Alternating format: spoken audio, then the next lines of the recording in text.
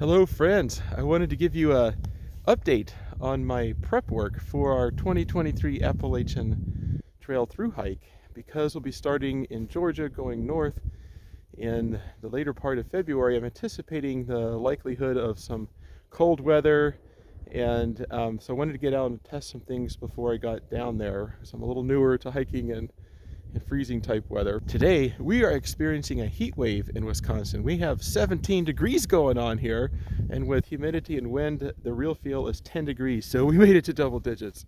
Amish buggy down there, I love those people, they're so nice. Today I'm trying out a few different things. These are micro spikes. I believe they're the black diamond ones.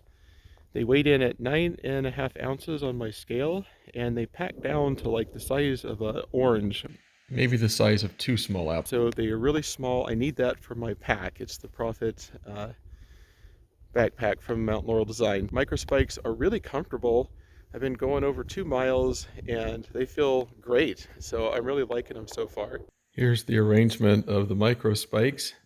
And then it's got this to pull them off your shoe a little more easily.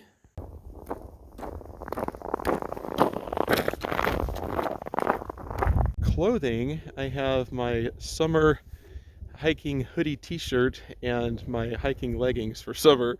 They're both very quick dry, and I wanted that against my skin to keep the moisture off. And then over them I have, you can probably see this blue, it's a wind jacket from Z-Packs, it's the Ventum one, and I've got the wind pants from Enlightened Equipment. Together they're only 3 ounces, and they do cut the wind. They don't keep it all out, but they cut it down, trap a little warmth. So I really like both items. I always wear them. They're good for keeping bugs off of you when it gets buggy. Spray them with that stuff and the bugs just stay away. And then underneath I have Peloton 97. It's a 5.5 ounce thin fleece from Kuiu, and I really like it too because it comes up over your chin, and it just adds a little warmth for these colder times. And because it was so cold and whatever, I'm wearing my Torrid jacket from Enlightened Equipment. It's only like 5.5 ounces for the one I have. So far, that's where it's at. I'm pretty excited about it. I think it's working pretty well. And then these are outdoor research gloves.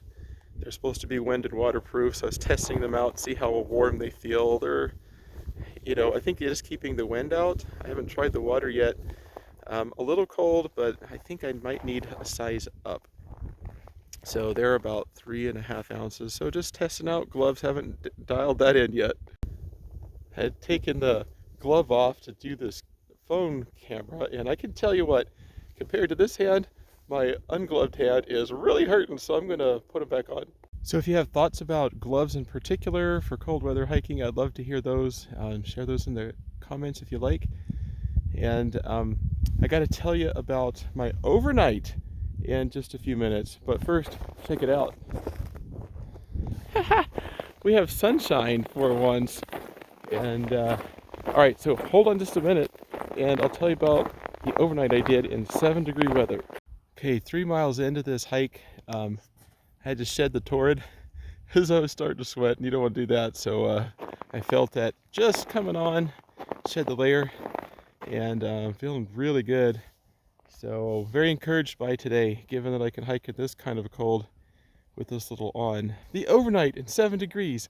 Let me show you what I used. Started out at 10 degrees and then it went down to 7 minus whatever for wind chill and humidity. What I did was I set this Dyneema sheet down to simulate the bottom of my Z-Packs tent. The second part of the system was this little foam pad. It's about 1/8 of an inch thick, supposed to have a 0.5 R value. It's about, I think, 2 feet by about 60 inches. So I got it because it's supposed to help your mattress pad not slide if there's a little slope. Thinking multi-purpose, it'd be a good little thing to sit on if it's cold or wet and you got to stretch or change clothes or whatever, just take a break. And I'm more likely to stop and stretch if I've got some place to do it. Then on top of that, I filled up that Thermarest. It's the women's version, so it's about 5.5 feet, which is about my height. I'm a 5'8", and it's got an R value of 5'6", or 5'4". Put the two of them together, it's almost an R value of 6, and it was pretty good from the bottom standpoint. Nice warm pad, weighs in about 13.5 ounces. And the foam pad it's 2.5 ounces for that one. For warmth around and on top of me, I've got a Enigma sleeping quilt from Enlightened Equipment. It's I think 20 ounces, 22, with these two straps. And what they do is they go around the pad to keep it from moving away from the pad, and also it seals it on the side so you don't get so much draft. To finish off the sleep system, I used this fleece reactor. It's another 13.5 ounces, but it's really warm. I really enjoyed that. I have, I think, the standard men's one, and it's thinner. It's good, but it's nothing like this one.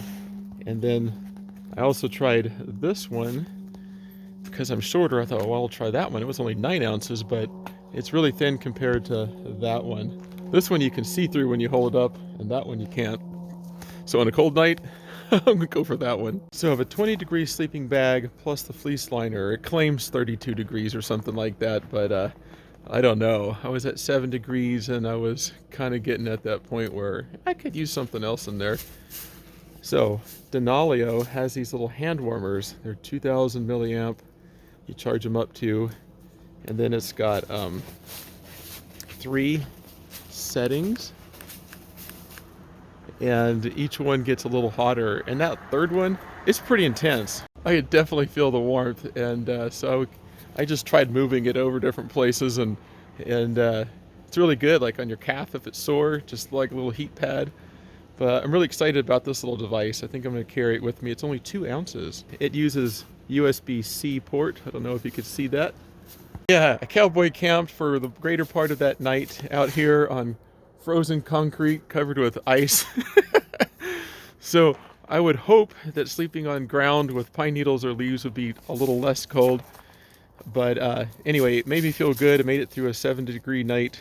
I hope this status report on the prep work for the Appalachian Trail Thru-Hike was fun for you. And hopefully the gear review, sort of, was helpful to you, knowing what I'm thinking. If you have other ideas about what I'm doing or what I could be doing, definitely interested in that. And we'll report back soon. I'd like to talk to you about my strategy for approaching the trail, and then kind of lay out a bunch of the gear all at once. Appreciate you watching, and keep training. I know I've also been at the gym, just so you know, trying to get in good shape.